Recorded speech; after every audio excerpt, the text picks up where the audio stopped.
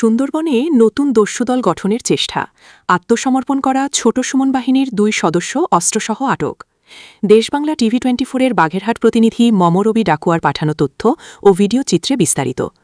সুন্দরবনে নতুন ডাকাত দল গঠনের প্রাক্কালে আত্মসমর্পণকৃত ছোট সুমন বাহিনীর 2 সক্রিয় সদস্যকে অস্ত্র ও গোলাবারুদসহ আটক করেছে কোস্টগার্ড। মঙ্গলবার দুপুরে কোস্টগার্ডের মিডিয়া কর্মকর্তা লেফটেন্যান্ট কমান্ডার সাব্বির আলম সুজন এক সংবাদ বিজ্ঞপ্তিতে এ তথ্য জানান।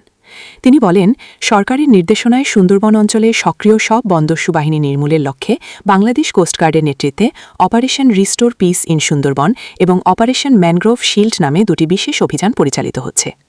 এই অভিযানের ধারাবাহিক সফলতা হিসেবে অষ্টমবারের মতো অপারেশন ম্যানগ্রোভ শিল্ডের আওতায় অভিযান পরিচালনা করে নতুন ডাকাত দল গঠনের প্রাক্কালে ছোট সুমন বাহিনীর আত্মসমর্পণে অনিচ্ছুক 2 সক্রিয় সদস্যকে অস্ত্র ও গোলাবারুদসহ আটক করা হয়, যোগ করেন তিনি। গোপন তথ্যের ভিত্তিতে জানা যায়, আত্মসমর্পণে অনিচ্ছুক উক্ত 2 জন সদস্য চাচা ভাইপো নামে একটি নতুন ডাকাত দল গঠন করে পুনরায় সুন্দরবনে সক্রিয় হওয়ার অপচেষ্টা চালাচ্ছে এবং বর্তমানে তারা রূপসা খেয়াঘাট ও কাটাখালীর মোড় সংলগ্ন এলাকায় অবস্থান করছে। প্রাপ্ত তথ্যের ভিত্তিতে সোমবার সন্ধ্যায় কোস্টগার্ড বেস মোংলা ওই এলাকায় একটি অভিযান পরিচালনা করে উক্ত 2 ডাকাত সদস্য মো নাজমুল শেখ ও হানিফ শেখকে আটক করা হয়।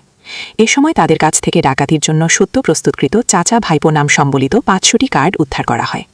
পরবর্তীতে আটককৃত ডাকাতদের দেওয়া তথ্যের ভিত্তিতে মঙ্গলবার সকাল 6টায় কোস্টগার্ড বেস মোংলা ও পুলিশের সমন্বয়ে মোংলা থানাধীন সুন্দরবনের শেলা নদীর বটতলার খাল সংলগ্ন এলাকায় একটি যৌথ অভিযান পরিচালনা করে 3টি একনলা বন্দুক, একটি পাইপ গান, একটি খেলনা পিস্তল ও 19 রাউন্ড তাজা কার্তুজ উদ্ধার করা হয়।